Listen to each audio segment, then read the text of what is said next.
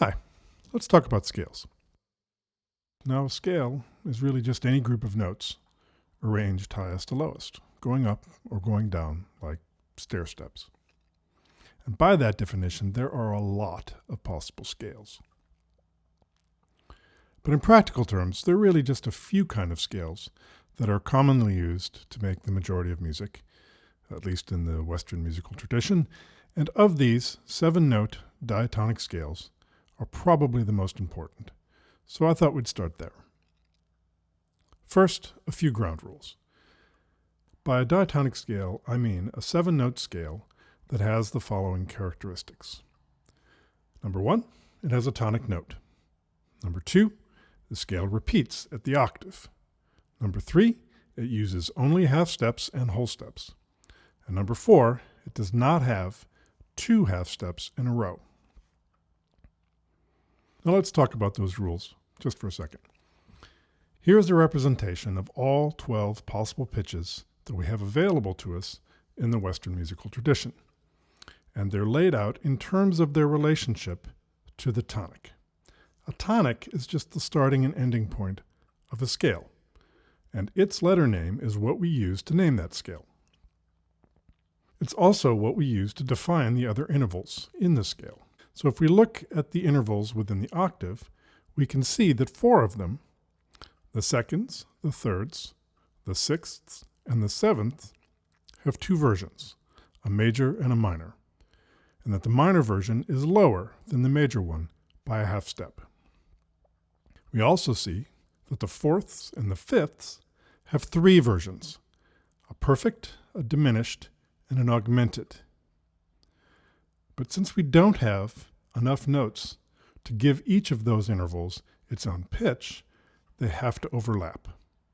So a diminished fourth is the same interval as a major third, and an augmented fourth and a diminished fifth are the same interval, and an augmented fifth and a minor sixth are the same interval. The reason that we have 2 names for these intervals is that a scale must have one and only one of each numbered interval. And depending on how the pattern of half steps and whole steps works out, we might need to use a different name. For example, there might be a scale that has notes both 3 and 4 half steps above the tonic. Rather than having 2 thirds in the scale, a major and a minor third, we say instead that it's got a minor third and a diminished fourth.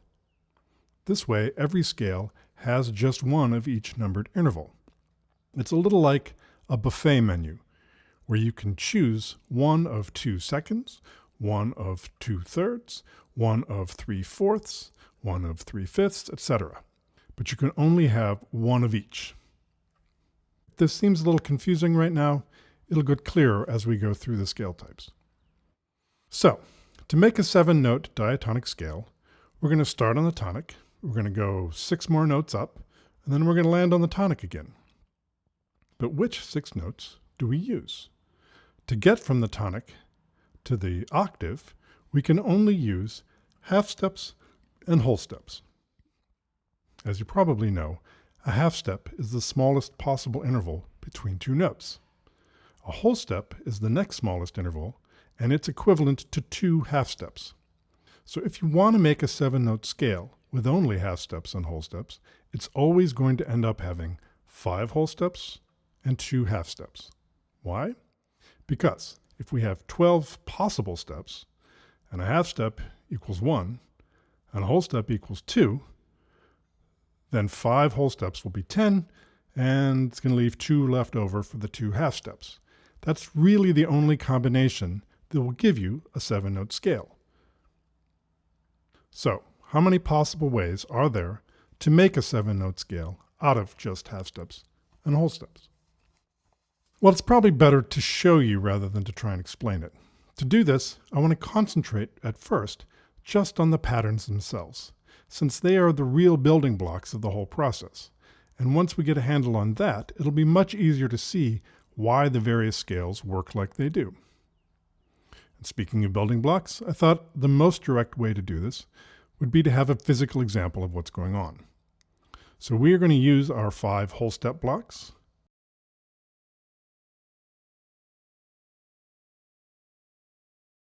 and our two half-step blocks and assemble them into every possible pattern within our octave. The arrow on the blocks will always point to the note that goes in the scale.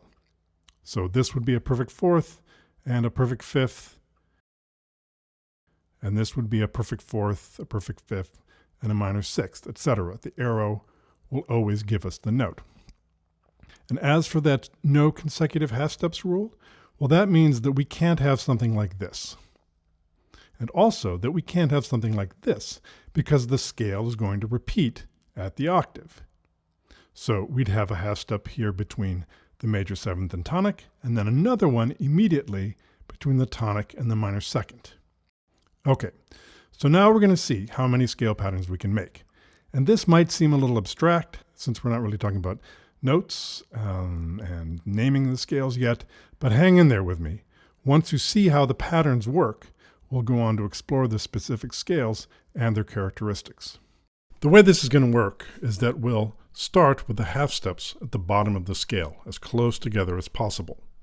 We're going to leave the first one in place and then systematically move the second half step as many times as we can. Then we're going to move the first half step up a step and repeat the process until we've exhausted all the possible variations. So we're going to go through each scale note by note at first, and then play them all in a row with a drone on the tonic note for reference. This is scale number 1. We've got a tonic, a minor second, a minor third, a diminished fourth, a diminished fifth, a minor sixth, a minor seventh, and a tonic. And it sounds like this.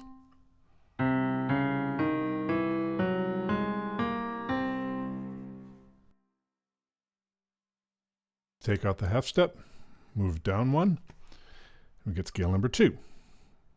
A tonic, a minor second, a minor third, a perfect fourth, a diminished fifth, a minor sixth, a minor seventh, and a tonic.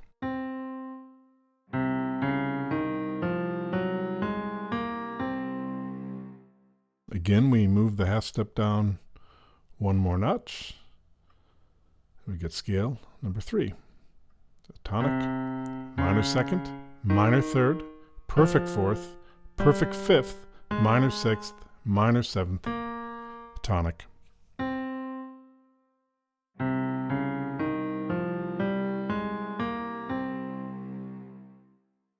Once again, we move the half step down. We get scale number 4. A tonic, minor second, minor third, perfect fourth, perfect fifth, major sixth, minor seventh, and tonic.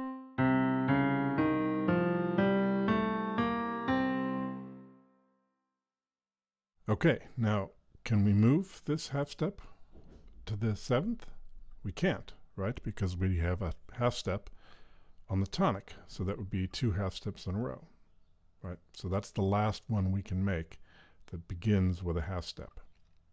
So we put a whole step there instead, move the first half step to the major second, and move the second half step 1 whole step away for scale 5.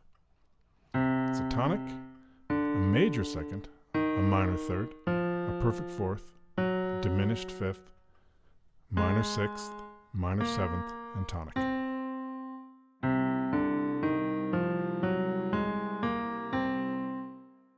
Again, we're going to move the half step down for scale number 6.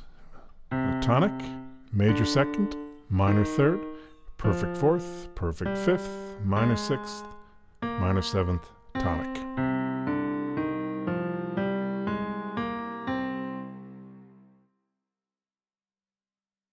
For scale number 7, tonic, major second, minor third, perfect fourth, perfect fifth, major sixth, minor seventh, tonic.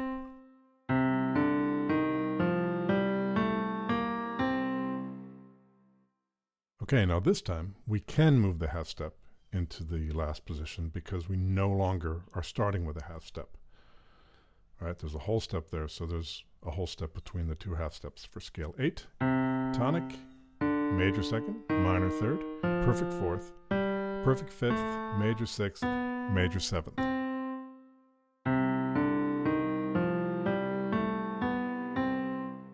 And that's the last one of that series. So we're going to move the first half step down a notch to see how it goes.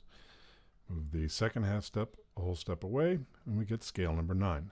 Tonic, major second, major third, perfect fourth, perfect fifth, minor sixth, minor seventh, tonic.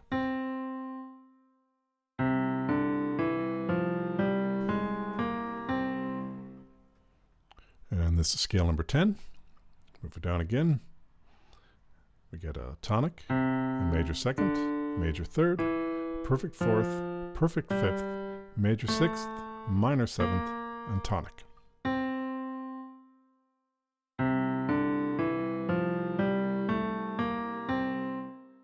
Again, we can move it down to the 7th.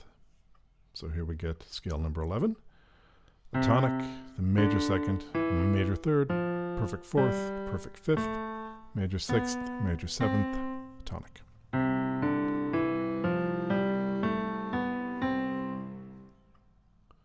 Now we can move the first half step down a notch and put the second half step back for scale 12. Tonic, major second, major third, augmented fourth, perfect fifth, major sixth, minor seventh, tonic.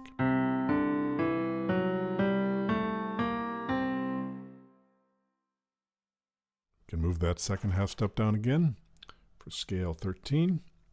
Tonic, major second, major third, augmented fourth, perfect fifth, major sixth, major seventh, and tonic.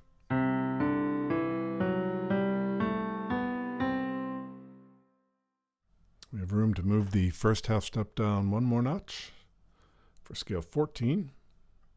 A tonic, major second, major third, augmented fourth, augmented fifth, major sixth, major seventh, and tonic.